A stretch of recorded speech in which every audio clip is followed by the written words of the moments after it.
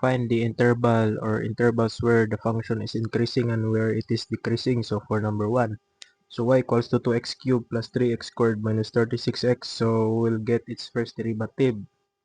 So y prime is equals to 6x squared plus 6x minus 36. So we'll equate it to 0 to find its critical point. So we'll have 6 multiplied by x squared plus x minus 6.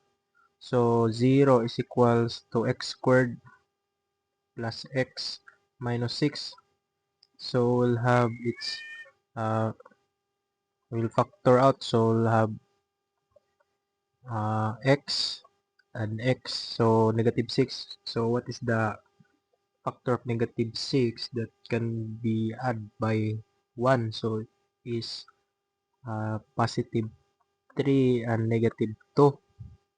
So we'll equate it to 0. So x plus 3 is equals to 0 and x minus, so x minus 2 equals to 0. So x is equals to negative 3 and x is equals to 2.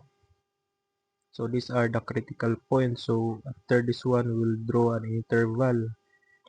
So we'll draw an interval.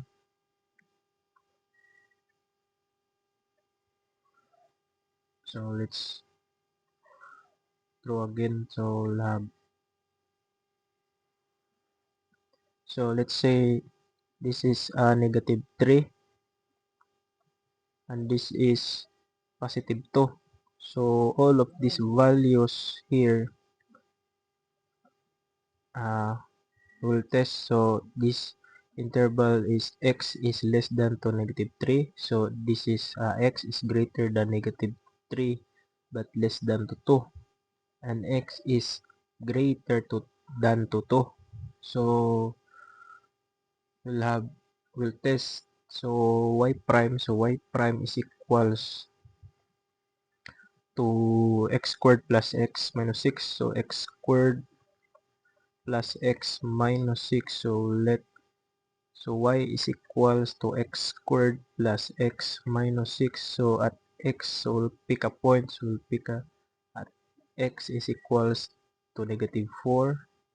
At x is equals to 0 and at x is equals to 3.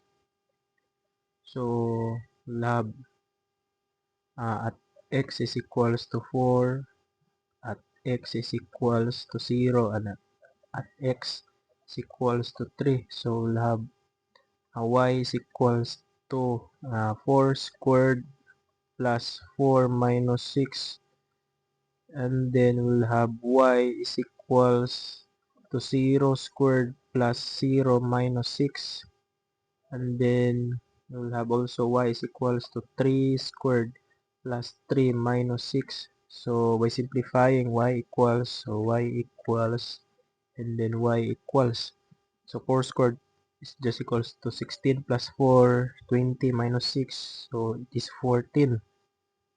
So 0, 0, so it is negative 6. So 3 squared plus 3, 9 plus 3, 12 minus 6 just equals to positive 6. So here is the value. So for at x equals to 4, it is positive. So means this is positive, and for at x equals to 0, it is negative. So this is negative. So this is negative. So for at x is equals to 3, it is positive. So it is positive. We'll use positive. So what intervals are, so if when it is positive, it is increasing, and if it is negative, it is decreasing. So therefore we have our final answer. It is increasing at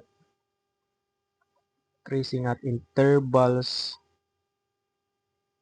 x is less than to 3, x is less than to negative 3,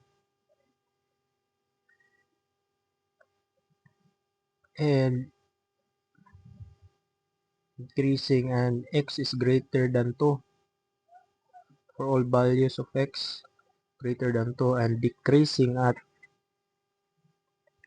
So decreasing at x is greater than negative 3 but less than to 2. So this is now our final answer. So let's check if our answer is correct. So increasing at x is less than to negative 3 and x is greater than 2. So here, so decreasing at a negative as x is greater than negative 3 but less than to 2. So our answer here is correct. So let's proceed to another number.